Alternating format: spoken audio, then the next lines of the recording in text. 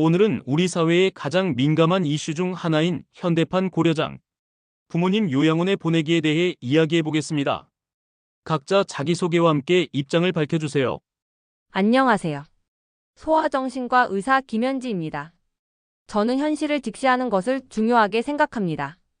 데이터로 말씀드리면 한국의 치매 노인 인구는 100만 명을 넘어섰고 10년 내에 200만 명에 달할 것입니다. 가족 돌봄이라는 이름으로 한 세대를 희생시키는 것은 이제 국가적 손실에 가깝습니다. 요양원은 선택이 아니라 필수입니다. IT 스타트업을 운영하는 박민수입니다. 효라는 개념이 한국 사회에서 어떻게 작동하는지에 대해 비판적으로 생각해왔습니다. 개인의 삶의 질과 선택권을 존중하는 것이 진정한 현대적 가치라고 봅니다. 요양원은 현실적인 해결책이자 때로는 더 나은 선택입니다. 은퇴한 국어교사 이정희입니다. 평생 교육 현장에서 아이들을 가르치며 가족의 소중함을 강조해 왔습니다. 부모를 모시는 것은 당연한 도리이고 이것이 흔들리면 우리 사회의 근본이 무너진다고 생각합니다. 대기업에서 40년간 근무한 최창식입니다. 우리 세대는 부모님을 모시는 것을 당연한 의무로 여기며 살아왔습니다. 이것이 바로 우리나라의 전통이고 미덕입니다. 이런 가치를 포기해서는 안 됩니다. 네, 각자 입장이 명확히 나뉘는군요. 본격적인 토론을 시작해 보겠습니다. 먼저 현실을 직시해야 합니다. 2023년 통계청 자료에 따르면 40부터 50대 여성의 43%가 돌봄 부담으로 경력을 중단했습니다. 이는 개인의 문제가 아니라 국가 경제에 막대한 손실을 끼치고 있어요. 통계가 전부는 아니지. 수치로만 판단할 수 없는 게 가족의 정의야. 부모님께서 자식 손에 돌봄 받으시는 게 얼마나 큰 위안이 되는지 아나. 그런데 그 정 때문에 발생하는 문제도 봐야 합니다. 돌봄 스트레스로 인한 가족 내 폭력 사건이 최근 5년간 2배 증가했어요. 경찰청 통계입니다. 그건 극단적인 사례 아닌가요? 대부분의 가정에서는 서로 의지하며 잘 지내고 있어요. 아닙니다. 한국보건사회연구원 조사에서 치매 환자 가족의 68%가 우울증 위험군에 속한다고 나왔습니다. 선생님이 말씀하시는 대부분이 실제로는 고통받고 있어요. 더 구체적인 예를 들어보죠.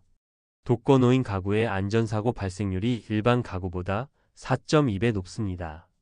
소방청 자료예요. 전문적인 돌봄 시설이 오히려 더 안전할 수 있다는 뜻입니다. 숫자로만 따지면 뭐가 안 되겠나. 하지만 부모님 마음은 어떻게 할 거야? 자식이 옆에 없으면 얼마나 외로우시겠어. 그런데 실제로는 어떨까요? 요양원 입소. 노인들의 우울감 지수가 가정에서 방치되는 노인들보다 낮다는 연구 결과가 있습니다. 전문적인 돌봄과 또래들과의 교류가 오히려 정신 건강에 도움이 된다는 거죠. 그래도 피가 물보다 진하다는 말이 있잖아요. 남이 아무리 잘해줘도 자식만 하겠어요? 그 피가 때로는 독이 될 수도 있어요. 과도한 애착과 의존은 건강한 관계가 아닙니다. 서로 독립적인 개체로 존중하는 것이 진정한 사랑 아닐까요? 독립, 개체, 그런 서구식 사고방식이 우리 사회를 병들게 하고 있어. 서구식이 아니라 과학적 근거입니다. 과도한 돌봄 부담으로 인한 번아웃 증후군, 우울증, 심지어 자살까지 이어지는 사례들이 증가하고 있어요. 경제적 측면에서도 살펴봐야 합니다.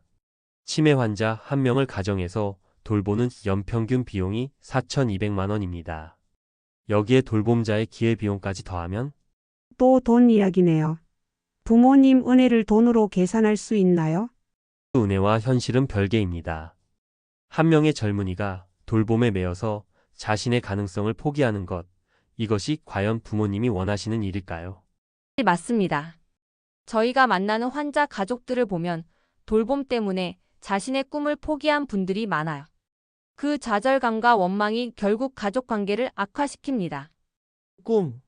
개인의 꿈이 부모님보다 중요하다는 거야. 중요도의 문제가 아니라 역할 분담의 문제입니다.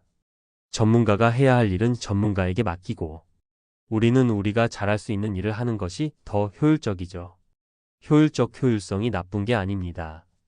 부모님을 효율성으로 재단하다니.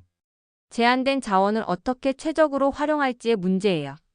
전문적인 돌봄을 받으시는 것이 부모님께도 더 나을 수 있어요. 실제로 OECD 국가들의 요양시설 이용률을 보면 한국은 여전히 낮은 편입니다. 선진국에서는 이미 당연한 선택이에요. 남의 나라 흉내 낼 필요 없어. 우리는 우리 방식이 있다고. 하지만 그 방식이 지속 가능한지 봐야죠. 저출산 고령화 시대에 한 명의 자녀가 2명 이상의 부모를 돌봐야 하는 상황이 와요.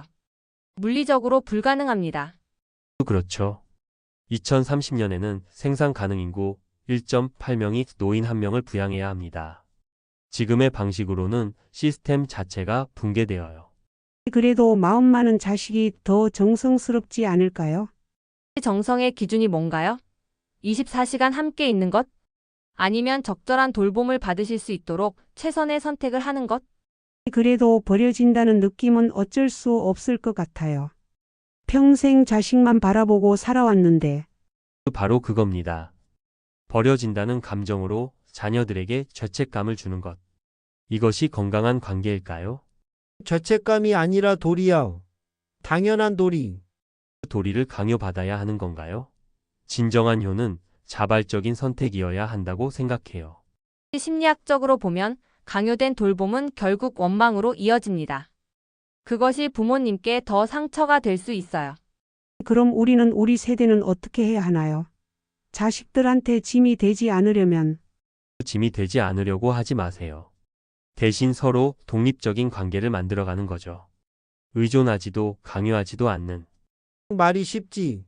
실제로 혼자 있으면 얼마나 무서우시겠어. 그래서 전문 시설이 필요한 거예요.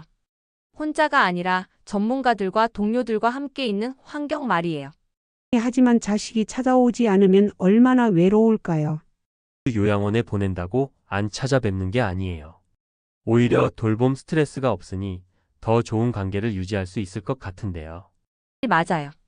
실제로 요양원을 이용하는 가족들이 더 자주 면회를 오고 대화의 질도 좋아진다는 연구 결과가 있어요. 그래도 체면이 동네 사람들이 뭐라고 하겠어. 그 체면 때문에 가족이 모두 고생하는 게 맞나요? 남들의 시선보다 가족의 실질적인 행복이 더 중요하지 않을까요? 너희들은 우리 전통을 너무 쉽게 버리려고 해. 수천 년 내려온 효 사상을 하루아침에 없애려는 거야. 전통이라는 이름으로 개인을 희생시키는 것이 과연 옳은 전통일까요? 시대에 맞게 변화해야 하는 것 아닌가요? 변화도 좋지만 변하지 말아야 할 것도 있어요. 부모를 공경하는 마음만큼은 공경하는 마음과 직접 돌봄을 제공하는 것은 다른 문제예요. 오히려 적절한 거리를 두는 것이 서로를 더 소중히 여길 수 있는 방법일 수도 있어요. 조선시대의 효와 21세기의 효는 달라야 한다고 생각해요. 형태는 변해도 본질은 유지될 수 있잖아요. 본질이 뭔데? 부모님을 남에게 맡기는 게 본질이야. 본질은 부모님의 행복과 안전이죠. 그것을 위해 최선의 선택을 하는 것이 진정한 효가 아닐까요? 최선의 선택 정말 그게 최선일까요? 요양원에서 제대로 돌봄을 받을 수 있을까요? 물론 시설의 질이 중요하죠. 하지만 그것은 우리가 해결해야 할 또 다른 문제예요. 좋은 시설을 만들어가면 되는 거죠. 실제로 요양시설의 질은 계속 개선되고 있어요. 전문적인 의료진, 체계적인 프로그램, 안전한 환경 등은 가정에서 제공하기 어려운 것들이죠. 그래도 마음이 편하지 않아. 그 마음의 불편함이 죄책감에서 오는 건 아닐까요? 사회적 편견 때문에 느끼는 거라면 그것부터 바꿔야 하는 것 아닌가요? 편견이라 그럼 우리가 평생 믿고 살아온 게 모두 편견이었다는 거예요. 편견이라기보다는 시대적 상황이 달랐죠. 과거에는 가족이 많았고 수명도 짧았어요. 지금은 조건이 완전히 바뀌었고요. 결국 개인의 선택권 문제라고 생각해요. 자녀에게도 부모님에게도 각자의 선택권이 있어야 하는 거죠. 선택권 부모님이 요양원 가기를 원하지 않으신다면 어떻게 하죠? 그럼 대화를 통해 설득해야죠. 왜 이런 선택이 더 나은지 충분히 설명하고 이해를 구하는 거예요. 설득. 부모님을 설득한다고. 이게 말이 되나? 왜 안 돼요? 성인 대 성인으로서 합리적인 대화를 나누는 건 당연하죠. 무조건적인 복종보다는 건강한 거예요. 실제로 많은 노인분들이 자녀에게 부담을 주고 싶어 하지 않으세요. 솔직한 대화를 나누면 이해해 주시는 경우가 많아요. 하지만 거부하시면 정말로 거부하시면 어떻게 하죠? 그럴 권리도 있죠. 하지만 자녀도 자신의 삶을 선택할 권리가 있어요. 서로의 권리를 존중하면서 타협점을 찾아야 하는 거죠. 권리 부모 자식 간에 무슨 권리야? 의무와 도리가 있을 뿐이지. 의무와 도리도 중요하지만 그것이 일방적이어서는 안 되죠. 서로에 대한 배려와 존중이 바탕이 되어야 해요. 그리고 의무를 다하는 방식도 다양할 수 있어요. 직접 돌봄이 유일한 방법은 아니거든요. 그럼 우리는 어떻게 늙어가야 하나요? 자식들에게 기대지 말고 기대는 것과 의존하는 것은 달라요. 서로 기댈 수는 있지만 한쪽이 다른 쪽의 전부가 되어서는 안 되죠. 각자의 인생을 살면서도 서로를 사랑하고 지지할 수 있어요. 물리적인 거리와 감정적인 거리는 다른 거니까요. 결국 우리가 찾아야 하는 것은 현실적이고 지속 가능한 해결책이에요. 감정론보다는 실용적인 접근이 필요해요. 맞아요. 요양시설의 질 향상, 다양한 돌봄 서비스, 사회적 인식 개선 등 종합적인 접근이 필요하죠. 그래도 정말 마지막까지는 마지막까지도 전문적인 돌봄을 받으시는 것이 더 좋을 수 있어요.